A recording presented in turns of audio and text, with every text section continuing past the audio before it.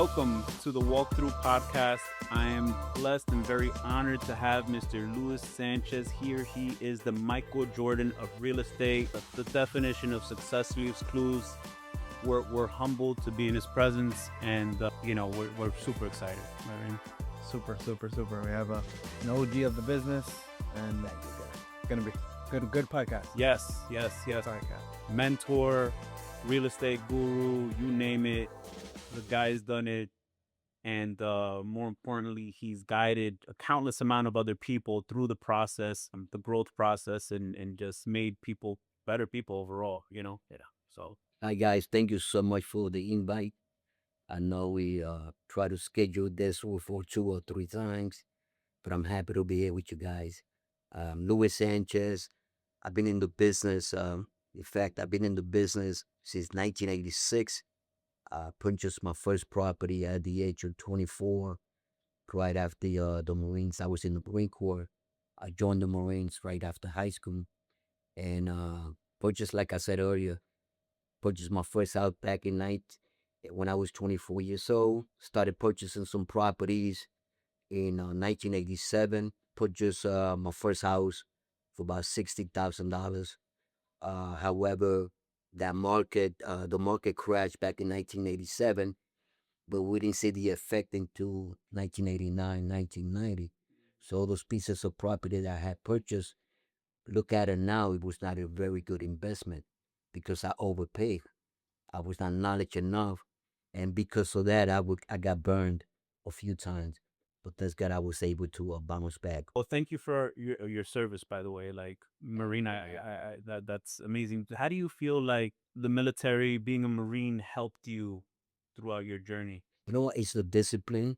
As soon as you go there, they give you that discipline, that kick-ass attitude, that nothing, whatever life throws at you, you actually could accomplish. So when I was there, I was able to, with all the Marines, work together. We push each other, and with that, gave me that attitude, the character, and when I left the service, to continue with that focused. So Sanchez, how did you become a realtor when you bought your first property, or how did you do that transition from Marines to real estate? In fact, at the time, I was 21 years old when I left the service, and I got involved. There was a few friends of mine who actually wanted to get into the real estate business. I grew up with 3 other kids, and I noticed that they tried to get a real estate license. However, they never passed the exam. Okay. So I want to get into the business, and this is important that you listen to this, because those guys, I always felt growing up that they was sharper than me, smarter than me, that kind of kept me back for 2 years, because I didn't. If they cannot pass the exam, what chance do I have? So actually, what I did is I got involved with purchasing properties. I always wear jeans and boots, doing the repairs myself. It's funny. One time, how I got into being a salesperson. One time, I saw an advertisement, old days newspaper. So I saw an advertisement on a piece of property I was interested in. And when I went to see the broker looked at me and said, "Listen, you a sharp kid. I'm sure you do well with this business." And then me, instead of being with jeans and boots, doing all the repairs, that's when I decided to get my license, and that was back, 1989. You look at it, I'm one of those grand old man, and still in the business, license in the 80s or so on. Oh, wow. Nice. So that's kind of where you do the transition. And how was it at first when you started in the business?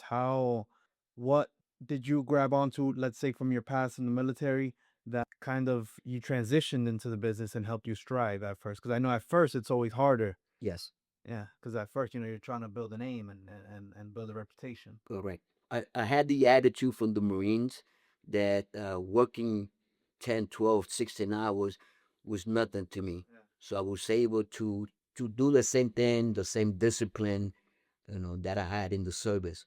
So that's how I was able to capitalize on it Did you ever have people that tell you, "Hey, Sanchez, you work too much"? all the time. Absolutely, that was one of the biggest problem. I didn't know how to balance life because I had so much drive, and I want to prove myself, and I actually want to always be, the number one agent. So that's kept me going 7 days a week, for so many years. And now I don't advise people to do that because first of all, you gotta have a life, you gotta have balance, you gotta dedicate time to your family. And working 7 days a week, like I used to do, it was great at first, but I know it affected my personal life. It's a sacrifice. The sacrifice I did so much, did a sacrifice because I had that drive that I wanted to be number one all the time. And do you, Sanchez, do you believe that in any business, do you believe that you could be the number one without taking those sacrifices that you had to take at the time? Yeah, absolutely. I was so naive. I was a rookie. I didn't understand the business. But now, what you do is, nowadays technology it helps you a lot. Now you don't have to go and work like I used to do 24 hours. In fact, I remember, laugh at this. I remember on my advertisement, right? I used to say Luis Sanchez, 24-hour service. So if we said 3 o'clock in the morning, that was a beeper. That's what we had at the time. So my beeper used to go off 1 o'clock in the morning. Now anyone calls you at 1 o'clock in the morning, or after working hours, 6, 7 o'clock, you have automatically you could answer. But at the time, I had to do that. I remember that I said I worked 7 days a week. I remember I got married. I got married on a Sunday, and I had to be at church at 1 o'clock on a Sunday, and I was up at 9 o'clock in the morning. I went to my office for a couple of hours to finish my work. Got to the house, got home, took a shower, and directed to the wedding to church. It's actually so it was the you learn. Yeah, Sure, sure. yeah. That's funny. That's funny. Do you believe that there's any shortcuts per se to success? Obviously, there's tools, but any type of nuggets that you can give us that will accelerate somebody's to get to success? That's a very good question. Now, who you surround yourself with, that's what you're gonna become just like them. I was lucky enough that I was able to surround myself, like I was having this conversation earlier, with guys like Dave Quinones. Guy was a sharp good guy. And Joe Simon. Joe Simon is probably the top realtor in Passaic County for 20 years. So I followed this guy. I remember 20 years ago, 25 years ago, I was doing some great business. I was one of the top agents. And Joe Simon calls me up. He goes to my office. He says, Sanchez, what are you doing? I want to reach that level. So I said, this is what I do. Right? So I believe he started doing the same thing. 5 years later, I said, I gave him a call. We always check on each other. I said, Joe, how you doing? Great. I said, Joe, so far he was first 6 months out of the year. I said, Joe, I got $10 million sold. He said, how much you have sold so far? He said $20 million. I said, what? I had got the phone. I left the office and I drove to his office in Wayne. Wait for him to tell me exactly what he was doing. You follow me? Yeah. So you have to follow guys who's much better, stronger, and better looking than you. Just like Dave Quinones, this guy is a sharp guy. So I picked up a little bit from each individual, and that was able to help me out. And to the point that it's not only those that was doing more business than me. It's actually those that had a better presentation than me, how to overcome an objection. So I used to actually, when I used to go to a listing appointment, I used to pick someone in the office that was older than me, knew the business much better than me, and I said, do me a favor, and you go to this listing appointment with me. And they would say, but why? You do more business than me. I said, yeah, but you're sharper than me. So I was able to learn from those guys, even though I was doing a high production, but I just wanted to get better. So that really, to answer your question, that helped me out a lot. You got to surround yourself with those who has a mentality or kick-ass mentality. Yeah, yeah, yeah. I Yeah, kind of learned that from my father at a young age. It's like you hang around nine losers, you're number 10. absolutely, man. Absolutely. Absolutely. Unconscious, even Even if you're in a crowd, right? You pick up things unconsciously. Yeah. The way to speak, habits, the way to speak, the delivery, the way they sit, even the vocabulary, you pick it up unconsciously.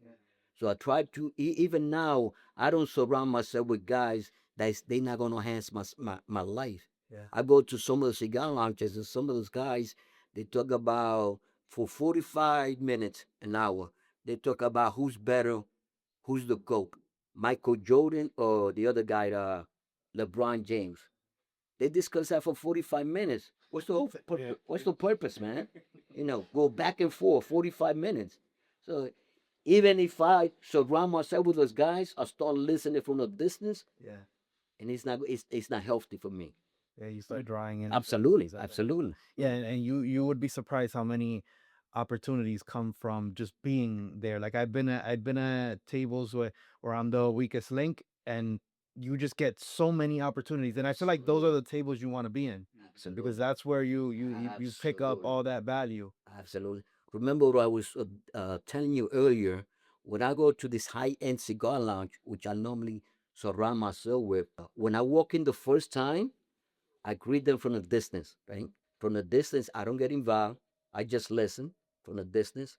By the third, fourth time that they see me, I automatically get invited. And the benefit that I have is when they invited me, since I was there 2 or 3 previously, I picked up the names. I picked up what type of work they do. I picked up on the character. For not when I sit on the table, right? I don't do much talking. I just listen, I observe, and I only speak when I know that my words gonna add value to the conversation. Yeah. Like you just learn. It's just like you said earlier. If you're hanging out with 10, crackhead, right? With 9, you're gonna be the temper. Yeah. So that is very important for you to surround yourself with those that are stronger, better looking, and wiser than you. Nice. And it's kind of like it's like my favorite book that you recommended me.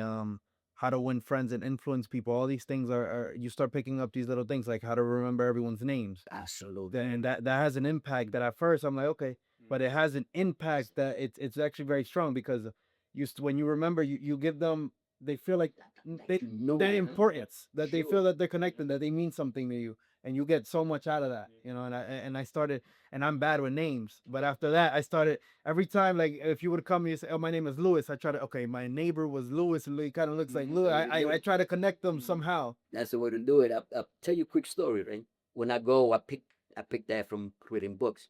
When I go to the airport or any public places, right? I try before I even approach you. I try to see if you're talking to someone else. Pick up the names, pick up little habits, and so on. To the point that sometime I'm in the airport waiting in line and or public places, and if I see someone with a name tag, I just laugh at it because I say that one is mine. Yeah. So what I do is from the distance, I'd be like, "Hey Joe," and Joe be like, "Where do this guy knows me from?" Right? And believe it or not, you get upgrade to first class, even without requesting it, because they feel comfortable.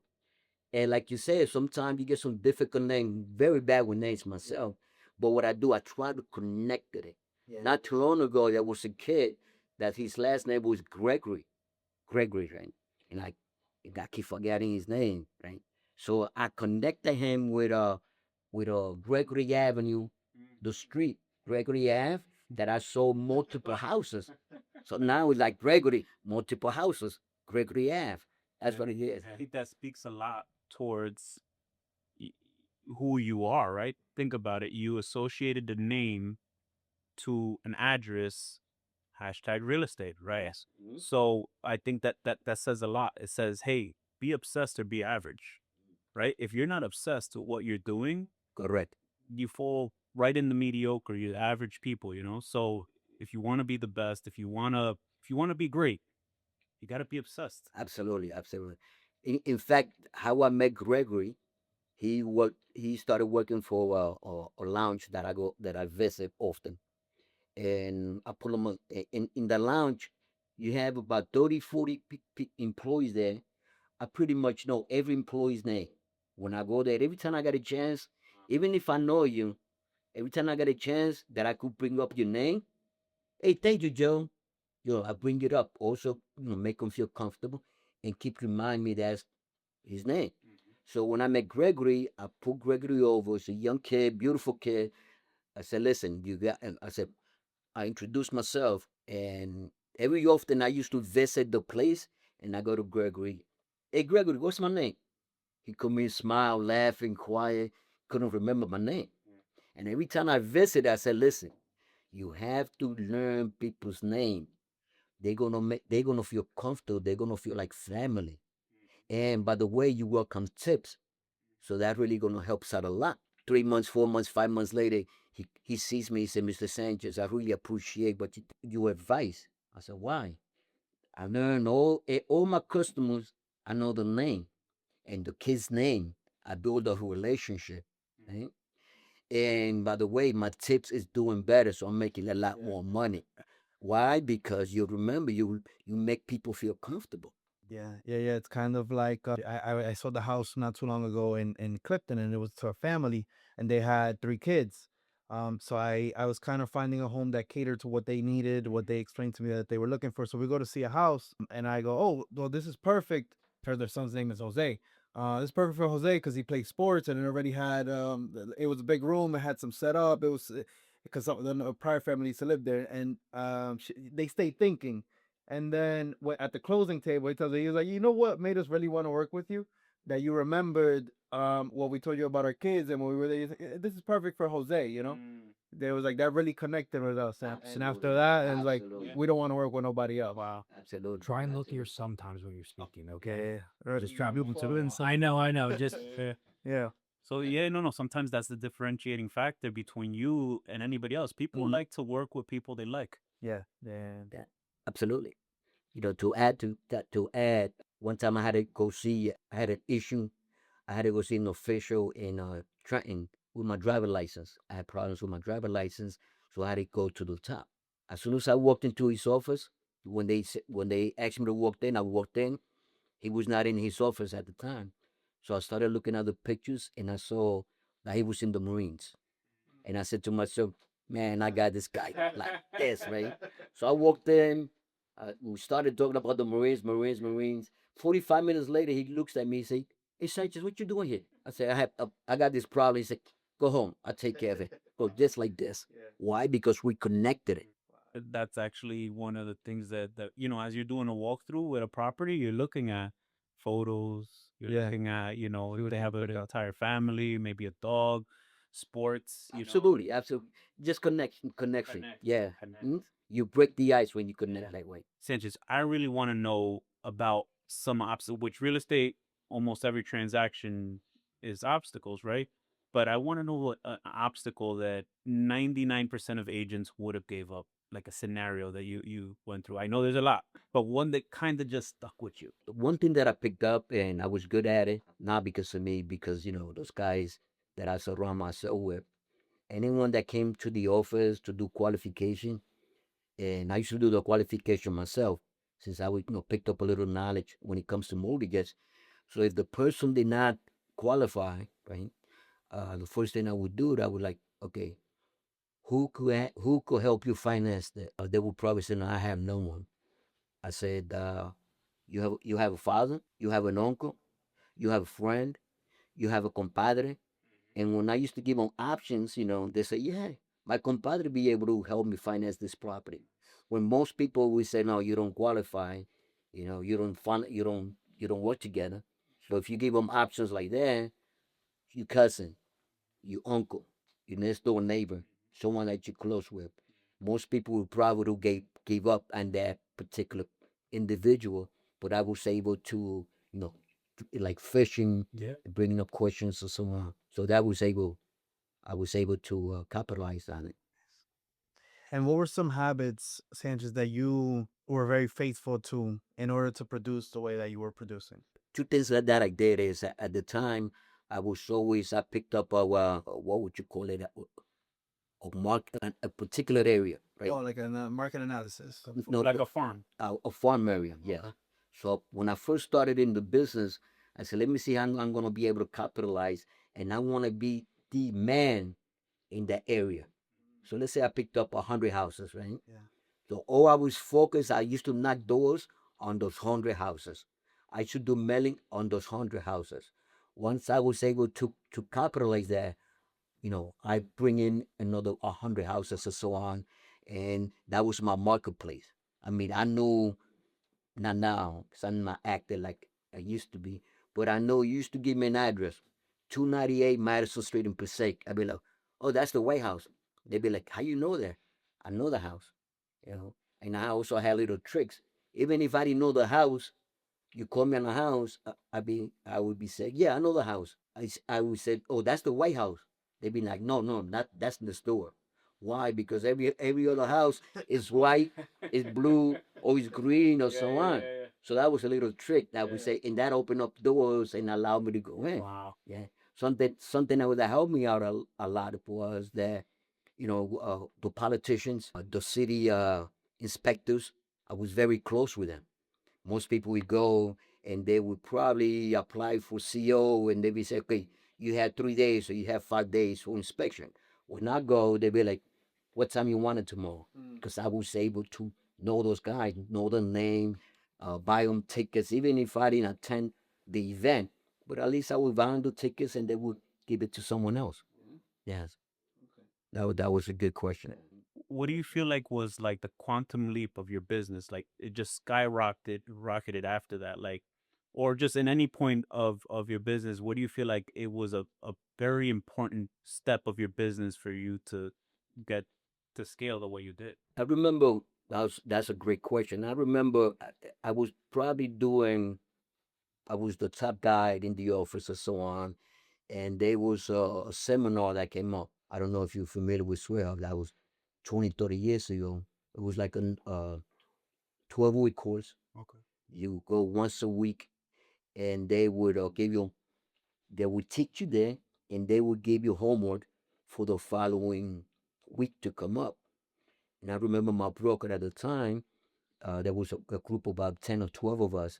And he said, Sanchez, I know you're doing high transactions. You might not need it. Do you want to go? And I said, of course, I want to go. So after that, I mean, I did very well. And then after that, what I did is I was seeking for coach. So every time I always had a coach that I follow up. They gave me homework the following week. I would follow up. So I was paying a coach to keep me focused, to keep me in the business, to keep me on target. So by having someone else that you have to answer to, it really helped that a lot. And another thing that I did is once I was doing the high numbers with my little team that I had, I was able to acquire different coaches that was not in the real estate business.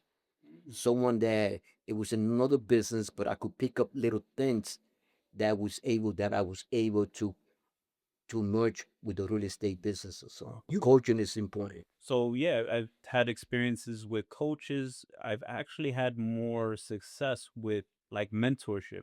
I guess Just because I don't know, in a weird way, it's kind of like you don't want to let that person down, Absolutely, you know? absolutely. Because when I had a coach, it was a coach from I'm not gonna say the name, but it was something virtual, right? Yeah, they held me accountable, but the reality, I'm like, yeah, you don't know my market, you don't know, and everybody always feels like special when it comes down to that, to say, hey, you don't know what I go through, but it's all the same thing.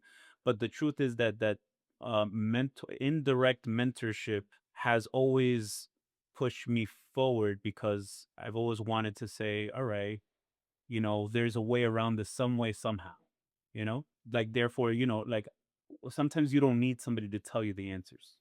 You just got, you just have to be there. yeah, you just To have kind of piggyback. Yeah, sometimes, at least for me, sometimes I have mentors that don't even know that they're my their mentors. mentors. Yeah. You know that, Yeah. I study them. I'm always okay, and I ask them questions. And it's like a motivation. It's a guideline you want to follow. Yeah. And I think that helps a lot as well. Absolutely. Don't forget to look here sometimes, my friend. Yeah, I'll have to. Okay. To add to what you said, Peter Pena, the attorney. Yeah. So there was a group of us that used to meet maybe once every other week or so on. We go out for lunch, and we pick each other brains and so on. So that's why if you notice when you was in my office that I'm not a real estate kind of guy. I know a lot about bankruptcy. I know, how to connect with the inspectors and so on. That's because that little group that I had, Peña, Quinones, a couple of guys. So we just pick up each other's brain. We learn from each other. So, like I said earlier, surrounding yourself with the right people is the key, not for just the real estate business, but in general. All right, and then That's actually one of my mentors is Mr. Pena. We share birthdays and we go out to dinner every. It's like a ritual we had for the last couple years for our birthday because we share the birthday. We go out to eat. In fact, Randy, I was telling this guy once, I said, listen, on your Rolodex, you know what's a Rolodex, right? yeah. Okay. You gotta be connected with three people, right? And I told him 5 years ago, right? He said, you gotta have an attorney that if you got problems at 3 o'clock in the morning, you get stopped by the cops or whatever happened to you, that you could call that attorney at 3 o'clock in the morning, he takes care of you. That's one. Another one you gotta have like that is a doctor. If one of your kids get sick at 1 o'clock in the morning, you need some advice, you call the doctor, right? And you gotta have who's the third person? The accountant. You gotta have an accountant. You take them out for lunch. You hang out. It's part of your circle. Or someone who's sharp when it comes to your taxes. Because a lot of people, including myself, when you're young, you start making all that money. You're really not organized, and you end up owing a lot of money to the IRS. Or you have an accountant. Give an example. When I when I need to see my accountant, I don't set up an appointment. Right? When I walk into his office, he got 10 people waiting for him. I just open his door and just crash in. So you gotta have an accountant, you gotta have a doctor, and you gotta have an attorney there. Something happened at 1 o'clock in the morning, that's the first person that you call, and that's the first person that's gonna pick up the phone. Oh, Yeah. That's important. That's helped so much, right? I'm telling you, it's gotten me out of a lot of even just for advice or whatever, Absolutely. You know what? Sometimes it happened to me early in my career. Sometimes you call an attorney, and the gentleman answer you call a week later, right? It happens now. But now I call an attorney, or I call P, and even if he's busy, I tell him I call Mr. Sanchez in 5 minutes. Bang! 5 minutes later, he calls you. You got a closing that you want it closed today, right? He has all the work. He's gonna go home late because he knows he got that close reviews. Just like the title company. Title company sometimes they cannot close, or you closing next week. I'll be like, yo, Sanchez, okay, we're gonna close this tomorrow. Because you have built that relationship. So that's important. That's nice. And then behind all this success, Sanchez, being top broker in Passaic County, well, there has to be something behind that that's pushing you. Those days where you're like, no, I have to get up, I gotta go. What was your why? Like, what was that thing that pushed you? You will laugh at this, man. When you're top of your business and so on, you get a lot of criticism, right? And when you're 30, you're 40 years old, even if it's not true, it bothers you. You be like, wow, man. And that used to bother me. It bothered me for days. I was like, freaking guy doesn't know me, and he criticizing me, right? So I won't do that now because I'm mature. But what I did is anyone who criticized me, I used to, at the time we had magazines, right? So I used to cut the pictures and I used to put it on my board. Oh wow. You criticize me, I've said nothing, cut your picture, place it on my board. Give you an example. So sometimes in the summertime, nice weather, 6 o'clock at night, right? So you know what? Let me just close the office and go home. And I used to go like this, and I used to see all those guys that used to criticize me. I'm like, oh no, I get back on my phone. I had that burning desire. Yeah. So actually, those guys really helped me out. Yeah. When you criticize me, it actually was a benefit because I want to prove to them that I was the top guy at that time. You were the top guy. And with all high power comes that controversy that you're talking about.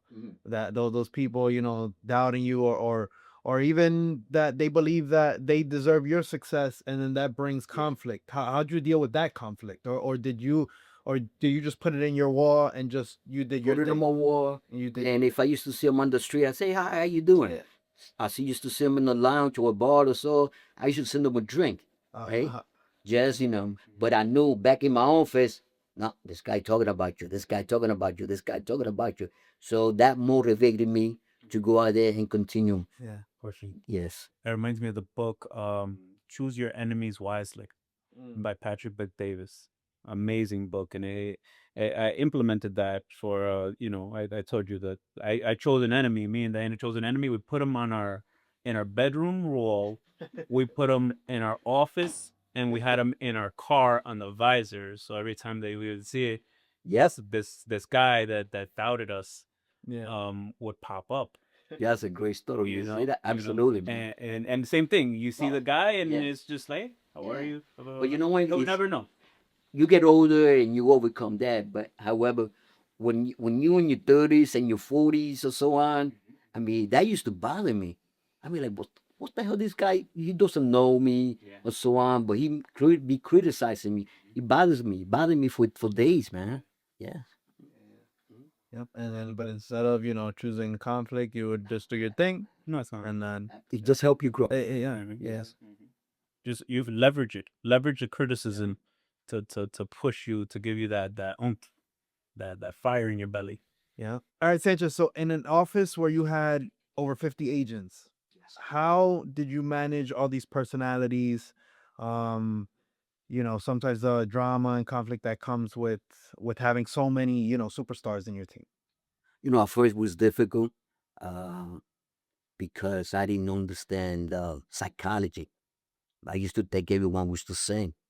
And I reacted or like everyone was the same, but it's not. Later on, you understand that every individual is different. Some of them you gotta motivate them, or some of them, if you scream at them, they're gonna take it personally. The other one, if you scream at them, they're gonna capitalize on it.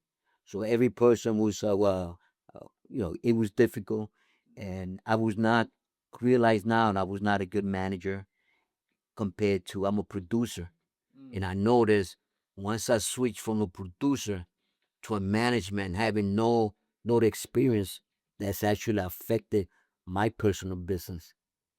Okay, because you weren't so on top of. Exactly. I was on top, and remember, I still had that mentality that I was in the Marines. So in my office, he sees that some of those pictures I have in my office. I mean, everybody had it dressed. Everybody had the shine shoes. You had a clean. You got to be a clean, clean cut guy and so on. Yeah. And I used to check them, and I said sometimes some of these agents used to come to the office not dressed properly, and I would sit them in my private office. I said, you know what? Why did you take the day off? I said, why? Because you're gonna be representing me and representing yourself. If you're gonna be dressed that way, it's not gonna work out. Now, some of them took it personally, and some of them, into even now, they appreciate it. So that's really Yeah, help. Luis Sanchez is a brand, Yeah. and then if we're a part of that brand, if we look bad, then you look bad, and then it affects the company's production. Absolutely, yeah. Nice. And sometimes how would you approach a crucial conversation such as that? You know what? Now it's different, but at that time I still had that mentality. So I used to be straight up. So listen, you cannot dress that way. Remember one time a gentleman came to my office with some funny colors with a suit, and I said, you know what? Go home and come back tomorrow. And let him know why. The guy went home, changed his clothes, and came back to work. And at the end of the day, he said, you know what, Mr. Sanchez, I could see the difference. And thank you for letting me know. So every person was a little bit different. Some of them took it personal, and some of them actually, like I said earlier, capitalized on it. Yeah, and knowing today's market, Sanchez, what do you see that worked for you back then? Back when you were producing at a high level, what do you see that worked then that still works now that we should implement? Uh, Networking. Network. However, the way that I say networking a little bit different than most people. Most people go networking just to share their business card. Hey, hi, how you doing? Introduce yourself. I do real estate, I do insurance and so on, and have a 3, 4, 5 minutes conversation and moved on. The way that I looked at it is, it's about building a relationship. You pick some people that you could capitalize on it. We meet each other. I want to know your name, your kid's name. I want to take you out for lunch. I want to build that, the bond. It's not about having 200, 300 people that you could contact with. It's about having 50 key people that that you'd be driving down the street and you see the house. You say, you know what, let me just stop by for some coffee because you already built that bond instead of just going to places and sharing business cards and spending 3, 5 minutes conversation. Follow up is important. You meet someone, you follow up. One thing that I have is I don't have to look up, I don't have to search on social media to remember your birthday. I already got that in mind. It's little things like that. I go to you, I said, Arbor, what you gonna do for your birthday, January the 7th? Most people be like, this is December, and this guy talking about my birthday or something. Because I would say you to pick up. And I would say, remember we had the conversation about names, Gregory Avenue.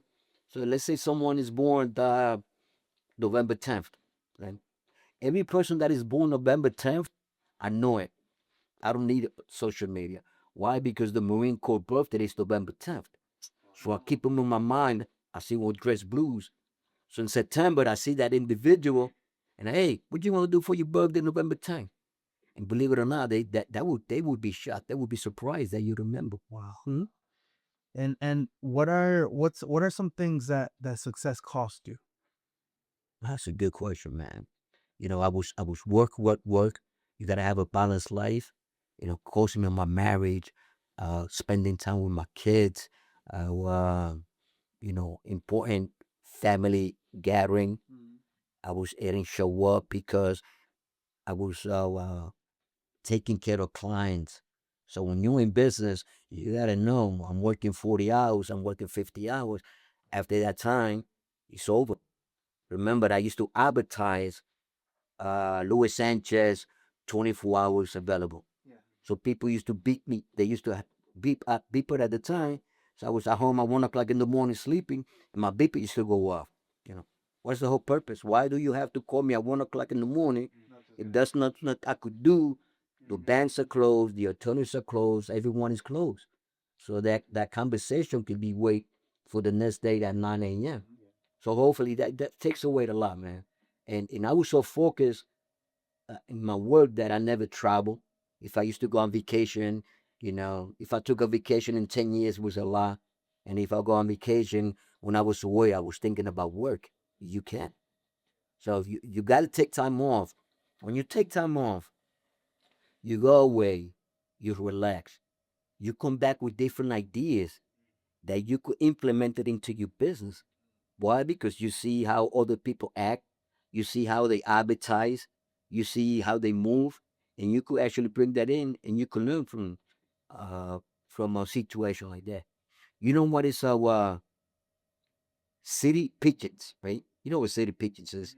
A city pigeons is they born with a radius of 4 blocks, right? They spend the whole life in those 4 blocks. They eat from the crumbs people drop in the sidewalk with the ability to they could go anywhere, but yet they die within those 4 blocks, right? Just look at it that way. You got a chance to learn from outside and fly away, but you know what? You stay on your comfort zone. As you scared of stronger wings. Exactly. You got to go, and believe me, once you go to a different, the pigeons go to a different 3, 4 mile blocks, they pick something else. They get to surround themselves with different pigeons. They get to eat different crumbs out of the sidewalk. So you have to go away, man. You got to open up your mind. I think that's a big issue that we have, like, let's say in our Latino community, that sometimes they're stuck on a mindset that the only thing that they know, and they're scared to look outside of the box. There's more out there. There's more out there. They think it's just a chain of events. Well, my mother did this, I got to do this way. No, there's so much out there. Sometimes we have clients like this. We try to educate. There's more out there.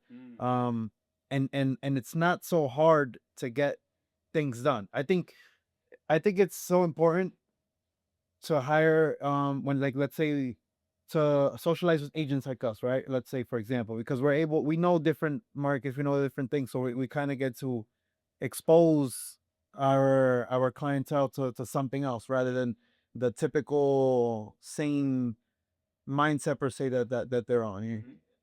You gotta know how to swim in different waters. Yeah, exactly. You see, that's what happened. I travel to DR maybe once a month, right?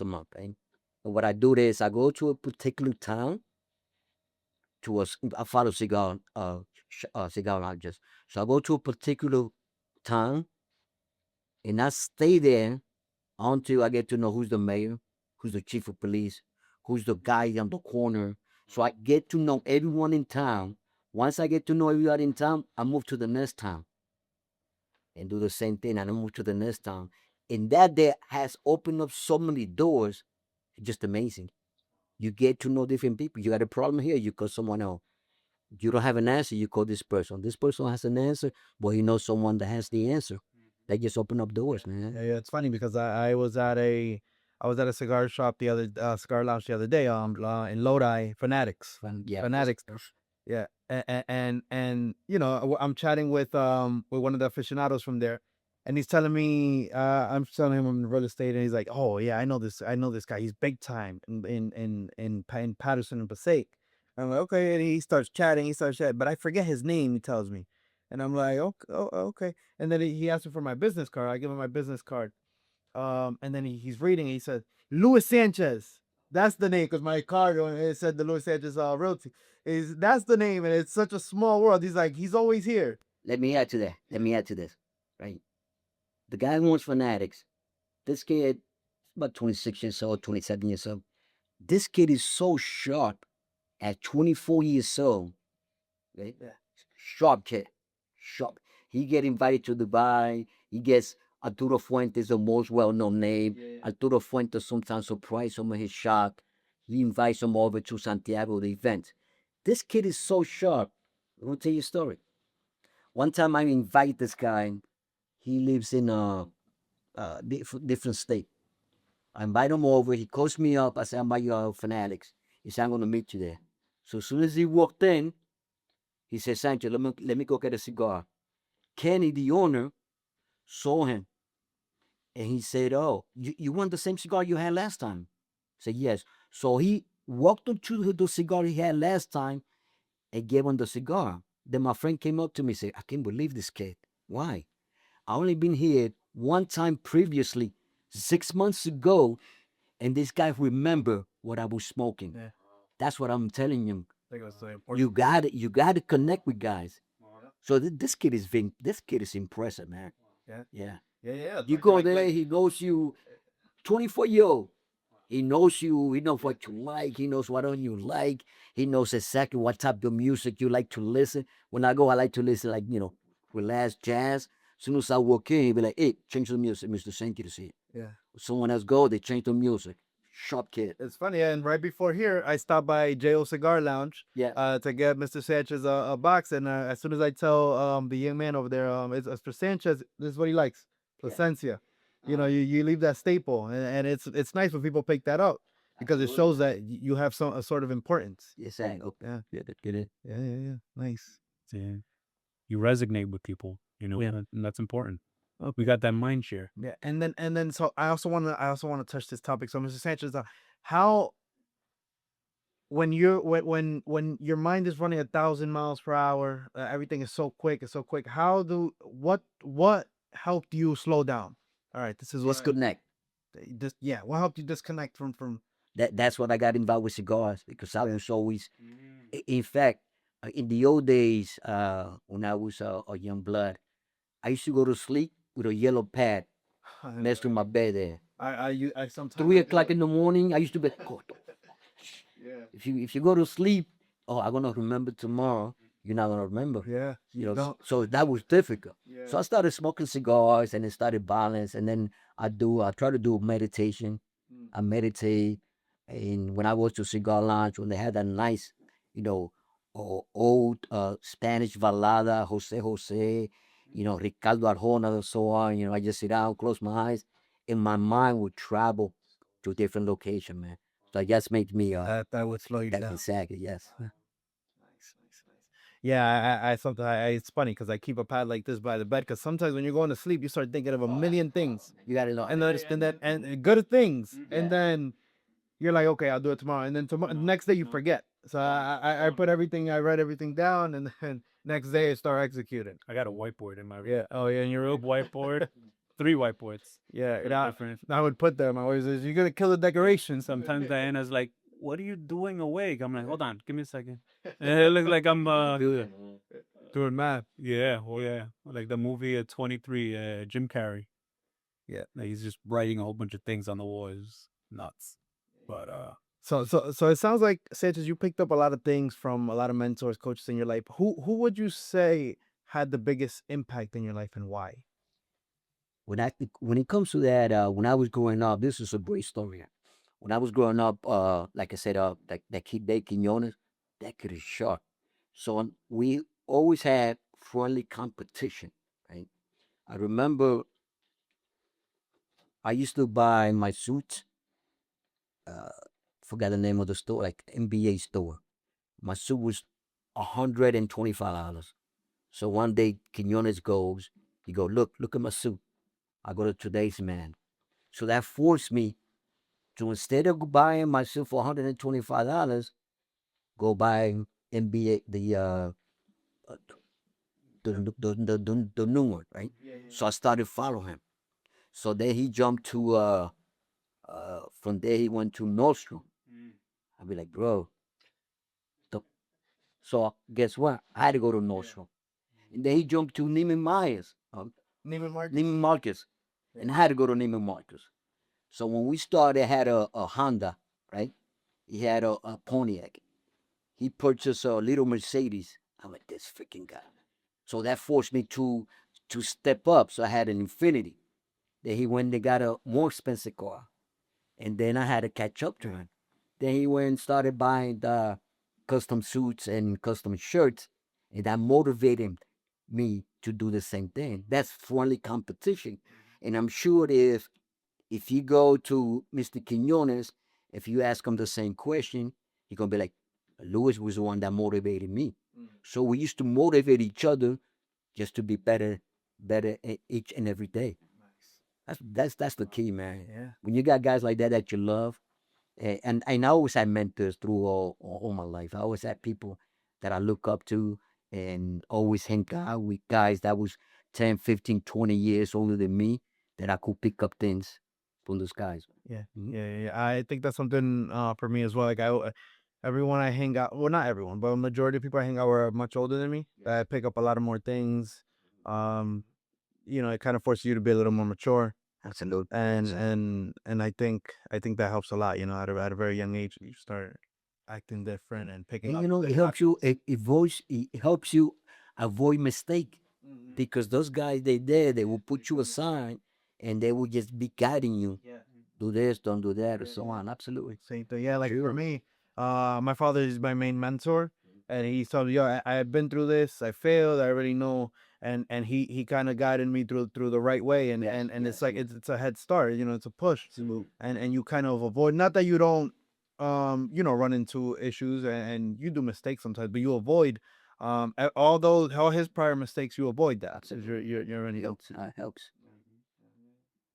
but you do have a choice to have, listen to this mentor, or it's really when the student, or rather just the what is it, the When the student is ready to learn, yes, the teacher will arrive. yeah. Okay. Yeah, that's true. That's true. That's So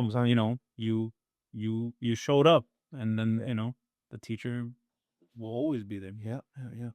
All right, so Sanchez, any investments outside of real estate in your past or present? Yes, what I did is At the time I was in my early 30s and I was making decent money and I was not wise enough. So I got into a nightclub business, Okay. which I had nothing, no knowledge, dealing with crazy people. When I walked in the place, people respected me and so on. By 3 in the morning, they wanted to fight me because they had a couple of drinks. I was like, "Oh, fuck that." Hey. Then I got to a few businesses that actually failed because I was not knowledge, just because I had the funds available. Don't do that. But one of the things lately that I started doing, I'll give an example. This guy knew a guy that has a food truck on Central Avenue. Right? So one time I stopped by just to buy juice, and I asked him, "Hey, listen, how did you got that food truck?" He say they're not giving license away. There's no more license available. However, you a veteran, okay? You could get your own license. And the license that they had at the time, all the food trucks in the area, they was only allowed to operate within the city. When you a veteran, you're allowed to operate within the county. So I just picked up an idea. So what I did was pretty good business. What I did was I don't know how to cook. I don't want to get involved. I don't want to get dirty. I like my manicures. And so what I did is I picked up a guy who should cook, and I made a little investment, and I say, here, you have to give me X amount of dollars every week. You make $1 million, I want this much. You make no money, I want this much. So I'll be doing that for Actually, I've been doing that for about 15 years. Wow. I just recently got rid of it.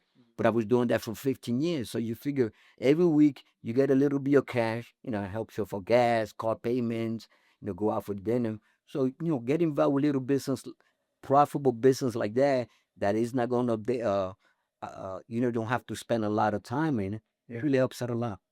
And Yeah. as a cigar aficionado, have you ever thought about maybe opening your own cigar lounge or something that resembles, in that industry? At my age, I don't want to work. I don't want to get. All I want to do is just go and spend time and freedom. When you first start, you don't pay attention, free time and how valuable your freedom is. You just work 12, 14 hours a day. But when you have time that you could do anything you want at any time. I could call my wife, or I do this. I call my wife. I say, honey, just pack a few bathing suits or a couple of jeans, and tomorrow we take off for 3, 4 days. That's It's freedom. be able to do that. So you got to have that freedom. And when you're in business, when I started business, I didn't know how to handle. Yeah. Yeah, because you fall into that rat race. Fall into that rat race, and it's But hard. getting back to the cigar lounge, having any interest in having a cigar lounge, I'm my age, I'm 62 years old. You know, I don't even want to make more money. I just want to really enjoy my life. So long as I got my bills paid or so on, to me, that's what I'm interested in. And that's a very good book that changed my life. Uh, Back in the 2007 crash, what was that 20 years ago? Right? I was devastated. Luckily, I had a little bit of fun outside. So I picked up a book, and this is a great book, and we shared this many times. Is the richest man in Babylon? Well, you read that book, change your mind. I have that book in my cart. Okay, I think I recommend that over to you. That book isn't about it's not about investment. That book is about how to organize you financially, how do you spend your money wisely, right? It's about saving money. You get paid, the first thing you do, you invest. If you want a 10%, you get paid $100. The first $10 before you pay your cell phone, electric bill, CG, you got to put that money away. Put $10, right? You pick up $2, $3 for emergency funds. Something's gonna happen. I don't care how sharp you are. There's gonna be problems that you're gonna have to go to the emergency funds. What happens if you don't have emergency funds? You're gonna go to your savings. And then you're gonna be like, oh man, it took me 2 years to get this amount of money saved up. You know, you decide you be like, and then you might fall behind. So savings, emergency funds. Uh, Another book that really helped me out a lot was the the Millionaire Next Door. You see guys driving $100,000 car, like I was driving. You see guys wearing custom suits or so on. Most of the time, they're not at that level. You see, they're making money or building wealth. And when you read that book, you're gonna realize that book. If we just he just did a study how wealthy people act and people high earn people act. It's totally different. Different. Yeah. I think that's a big mistake in our industry that we have. You know, it's easy to make $10,000, $20,000. And then you forget that you have to pay those taxes later on. You forget that, you know, something could happen. And next month you have a plus. Yeah, so 3 months maybe you don't have a closing. Absolutely. You go on the vacations, you know, you fall Absolutely, absolutely. things. And Once you do that, once you learn how to manage your funds, I know guys making 300 plus thousands of dollars a year, and they in debt over here to the nose, right? Can't sleep at night, thinking we're not going to be making the next car payments and so on. And I know guys who are making $100,000. They live comfortable. They take a couple of vacations a year. They have the bill pays up on time. It's not how much money you make. Is how you able to handle the funds that comes in. I always fight with some of those guys.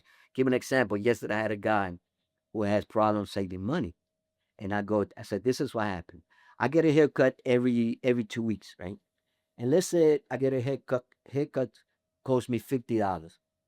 But let's say 1 month, for one reason or another, I only went to the stylish lady one time, right?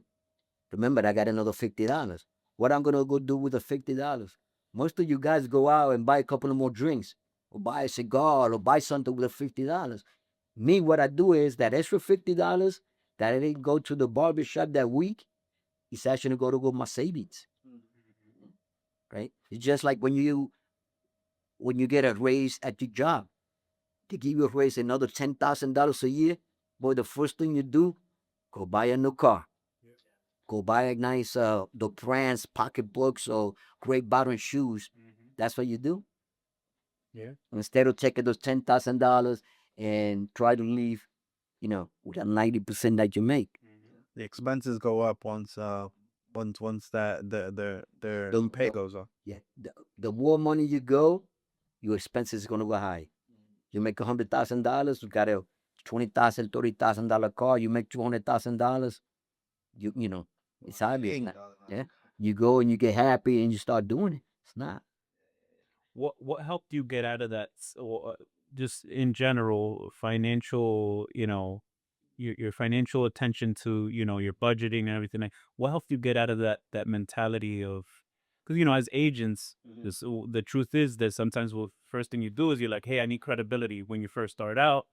Let me go buy a car. I bought a Tesla with the I'm like, I don't know how we're gonna do it, but so you fall into this trap or this illusion of like, hey, you gotta look shiny Yes. in order for people to do business with you. What helped you get out of that? That was actually 2007, the market crash. Remember, like if it was yesterday, uh, that book, the millionaires, the richest man in Babylon, was actually given to me 10, 15 years earlier, 2 or 3 times. People used to say, go read this book. And I was like, man, I'm making so much money paying attention to that, right? The same thing with the Millionaire Next Door. They gave me that book 30 years ago, right? And I didn't pay mine. However, back in 2007 crash, was to be maybe 2010, 2011, I walked in Barnes and Nobles with my daughter, and I saw the books, and I said, let me pick these books up, audiobook, because I was not into reading at the time. And I started listening to the same book over and over and over and over and over and over and over again until they hit me. You gotta save your money. You gotta get organized. I remember one time couple of years ago, I had a car payment of $600. Listen to this, Randy. Man. Got a car payment of $600, and remember that I was telling you I got a little business. I get a little bit of money, cash all the time. So every time I go home, I take $20 and put it in one of my pockets, my jacket pockets, right? $20 a day times 30. How much is that? $600. So my car payment is due. All I had to do was like this. Hit. I didn't have to think where that money was gonna come from. So now I do that everything. They said I go home now and I got a couple of dollars in my pocket. Every single or $5 bills, I just put it away. Just put it away. Put it away. You know, that's what you call petty cash or any little things. You could actually build a couple of thousands of dollars just by doing that, you know. And if you do, I was doing some research not too long ago, and he said that maybe like 55% of Americans don't have $1,000 saved. And, you know, you put them a little bit of money away. You put that little bit of money away. In fact, that's how I was able to purchase my daughter's car. Oh, Right? Yeah, I had like 3, 4 years doing that. She said, Dad, I need a car. Like, oh, wait. Hey, she had to count because it was so once, it was so five. Amazing. Exactly, huh? When it comes down to money, negotiation is a big part of it. So you being, top-notch negotiator, an expert negotiator, like what do you think helped you, get like what were your things that you would go to when it comes down to negotiations? You know what? I learned all of that from my mentors and so on. One of the problems that I see with today's agents, I mean, no disrespect, that most of these agents now they focusing on marketing. I'm the best. I'm the best looking. I got the perfect. I cross my arms. They don't have that skills on negotiation. Maybe because of the market being so good, you didn't need to. Uh, you have an offer on your property, and what I first thing I would do, I would just send it over. I would email it, and then you, as the listing agent, would present it over to the seller. The way that I used to do, because I learned from some of the best guys out there, is I would want to present the offer myself. I want to meet with the seller, and I want to tell the seller I want to build uh, my buyers. I want to show you how strong they are, and I want to present the offer myself. And you overcome objection, and you know what numbers they're looking for. You know what number do we have. You know how much can you increase. What happening now is sometimes one of my agents wants to present an offer, and the listing agent will refuse because they want to see he want to present it himself. What I do to not create conflicts, what I would say is simply this: I said, listen, I understand that. However, I have a buyer that wants me to present the offer personally. Right? If you if your seller doesn't want for me to present the offer, do me a favor so I don't have conflict with my buyer. Just put it in writing. They will never do that. That you will get the opportunity to present the offer. What happened is you build relationship with the seller. You look in the wall, you find out that that guy was in the Marines. You automatically click. You build a bond. So present you overcome objection. Now in today's day, most of these agents they don't know how to overcome objection. Whatever you said is yes. So in that time you had to overcome objection. You have to let them know why you offer, even though it may be $5,000 less than the offer next to it, but this is why you should take this offer because A, B, and C better closing faster, And a lot of time, believe it or not, I presented the offers with the buyer, with the person placing the offer on the same table, or I bring both parties to my office. Why? I have them communicate themselves. I introduce them themselves. I walked out of the office purposely, have some excuse, and I leave on talking for 5 minutes. When I get back into the office, they be like, "Yo, Sanchez, just sign it." So it makes it easier. Yeah. That's a great strategy. Yeah, that's right. Yeah, I've never heard of that. It's I never, never, never, never. I mean, I do it now, but I will just email the offer for you to present it. Why? The property is worth 400,000. I giving you 380. You have an offer of 370. Guess what? You're not going to present my offer because you want to get full commission. Even though my offer might be $10,000 higher, but you want to push you offer, right? But if I'm there, like if I'm meeting face to face with the seller, he will know that my offer is, well, Longer. exactly $10,000 higher. And now, in the way that I see a lot of these agents now, because technology have made it so simple, is that overcoming objection and really look at it as a business. I just don't see many of them. Actually, the problem that I see with a lot of agents is that they focus on showing properties. They might put someone in the car and show them 100 houses, put an offer on 3 of them, then you have multiple offers.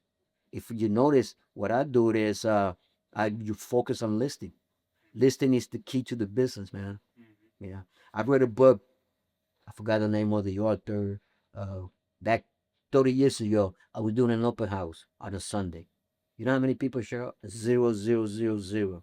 And when I was there, and I read the book, it said a listed agent will make more money than doctors and attorneys. Focus on listing. What you do, you pick up the listing. It's gonna sell, right? And when I go after listings, I could see what's the motivation, what's the motive. If you just want 500,000 in your house, it's worth 400,000, man, call someone else.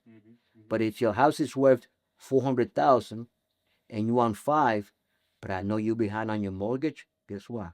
I take it. If I know you're getting a divorce, man, I'll take it. Because why gonna happen, Randy? They're gonna realize, you know what, Sanchez was right. My house is not worth 500,000. The motivation is there. But if you said no, just throw it there. I just want to see if I get the 500,000. Say, go call someone else, man. It's a waste of time. Yes, absolutely, man. Yeah, yeah, and I also I want to throw in there because when I'm listing properties, I like to see the history. I like to see how it was listed before, if it was ever listed. And I'm listing property I sold not too long ago, 101 Butler Street. And when I go, I see I forget the year, but Luis Sanchez is the buyer. Then a couple years ago, Luis Sanchez listed it, and then Luis Sanchez sold it. 134 Butler, man. Yeah, Come on. yeah. And then Luis Sanchez sold it the Wow. property. Yeah. It was insane. And then another one on 18th Street as well. You know the seller. I go to check and same thing. Luis Sanchez listed, Luis Sanchez sold it. But Yeah. so you had a big farm of buyers and sellers Yeah. at the time. You know what? It was well, one thing that helped out a lot is when you get involved with the community Yeah. and you go to all these different events, and don't go to events or don't go to party just to have a good time. I mean, it's great if you have a good time, but when you go with the mentality is, you know what, this is a business. Yeah. And it's about building relationship. You leave out of there, you follow up 2, 3 days later, you send them a text. Had nothing to do with business. No. Yeah. I just met you 2 days later. I sent you a nice text. Hey, it was nice meeting you. You know, thank you so much for your time. And what you're doing is, you know, so often, send them a text. Hey, how you doing? I drove by your house, and I saw that you had your Christmas tree outside. Yeah. You know what? All you want to do is want to have that connection, and you want to build that trust. And you stay top of mind. And even if it's not them, if their neighbor, Oh, and yeah. as soon as they think real estate, they're gonna think Luis Sanchez. He's always on top. He's always on my phone. And, Absolutely. you stay top You of get mind. most of your referral. Yeah. You comes from people that you normally in touch with them every month and so on. Yes. So, starting to close off, I kind of want to touch into this. So, the 2026 Luis Sanchez, what if you had one thing to say to that Luis Sanchez in 1987, what would you tell that person? Save your money, man. Say, Read those books. Yeah. Save your money, read those books, and have a balanced life. Mm. Absolutely. Absolutely. Yeah. Once you do that, Randy, I mean, you know, I might want to close with this or so on, but once you build that level, money's not really that important. You know, you go for your dreams, man. You go for what you love. And my passion, I might get a little bit weak with this, but my passion is I want to build like a little school, right? I want to pick up like 12, 10, 12 unprivileged kids in DR that they have potential, Yeah. very few opportunities, and just bring them together, right? Teach them how to public speaking. You know, make sure you dress properly, clean, shine your shoes every day, go to school, get them a part-time job. You know, on a part-time job, you got to save X amount of money with the agreement that once you make it, that you got to do the same thing. Yeah. That's how you change the world. Oh. That's how you change the world. One, you listen, just one kid, man. That happened to me. You know what? When I was back in don't laugh for this. When I was back in my 12 last year of high school, March, April, you graduate in June or so on. I went to a high school teacher of mine, Mr. Diagostino. I had no guidance. I had nothing to do, man. I used to play basketball in the park. After school, a couple of guys used to drink beer, so I started drinking beer or so on. So I went to this guy and I said, Mr. Diagostino, I'm thinking of quitting school. He went like this, come here. Boy took me out of the class, threw me in the closet, and kicked my ass. He said, you're not going to do that. So just because of that, he changed me. He said, you wanted the service. So I joined the Marines, right? Just one person could change. And then look how that one person changed your life, and like look how you want to change Absolutely. kids' life. That's because not everyone has, and it's sad, when not everyone has that push, that opportunity. Yeah. And sometimes that's talent got wasted just because they never had that Absolutely. that opportunity to Sure. show, what they're Okay, capable of. that's my final. When I build that military school and I want to finance, I want to be self-financed because I don't want politics and nonsense and all this bullshit, right? Excuse my language. I just want to grab those kids, wake up in the morning, 6 o'clock in the morning, do your homework, go to school. Today, public speaking. The next day, you want to do something positive. So, and you know what? The third world countries, some of these parents would be like, yeah, take them. Yeah. Exactly. Yeah. They don't have money for school. They don't have money, the diet or so on. That's what I'm gonna do. It's not for a benefit. It's Yeah. for it's for yourself. Exactly. It's heart for them. Absolutely, absolutely. So let us know if there's anything that we could do on our part to contribute or be a part that. Yeah, you see what I do that now in DR. Mm. Like in DR, what we did is, I'm gonna close with this story after this, man. In DR, what we do is with our two friends of mine and myself. What we do is we do a baseball clinic. So baseball clinic, we was able to build it up. Like this year, we had in January 15th, Okay. we had about 65 uh, MLB Nice. players, active and former players. Yeah. Some of the wives. We had about 90 plus association of Hispanic Policemen Association in out of New York, them and the wife. So what we do is we bring these people over. They had the whole weekend. So they take a group. We got about 1,000 kids. They take the group and they motivate them and so on. Yeah. That's what we do. That's perfect. And also I even had Roberto Clemente, Luis Clemente's son there. Man, when he was there, I made sure I sat next to the guy so I could pick his brain and so. So all these players, Yankees players, World Series champs. And then what we do it in August, this is my passion. My passion is not sports and so on. But August, what we do it is, that's the beginning of the school year. So we bring in supplies here, and a lot of people from here they donate unused, used school school supplies, and then we just take them there. Nice. Boy, you got to see this kids, man. Guys, we received a ton of value in here. If you want to just anything even similar to this, like, subscribe, follow us for more. And check us out on social media. And thank you, Mr. Sanchez, for the time and the opportunity. We're very humbled and honored to have you here. And hopefully, it's so much. We're gonna be here for days. So hopefully, we can have a part 2. Maybe we can have another cigar lounge. Yep, that man. Don't forget about the books, man. Books that change your life. Yeah. Before we do close, if you could leave the audience with 2 good books that you would recommend. When it comes to psychology, I focus more on psychology and finance and I like biography. I follow biography. But well, when you first start off, if you could start with how to influence and influence people. Best book. That's the Best book key. I've ever read. That's the key. And also throw in there if you could get the psychology of money. Okay. Yeah. Excellent book. It's not about investing. It's about trying to avoid all those, all the unnecessary things that in the future could hurt you. Yeah. So pick up those 2 books. right? For now, how do we influence and influence people, and the psychology of money.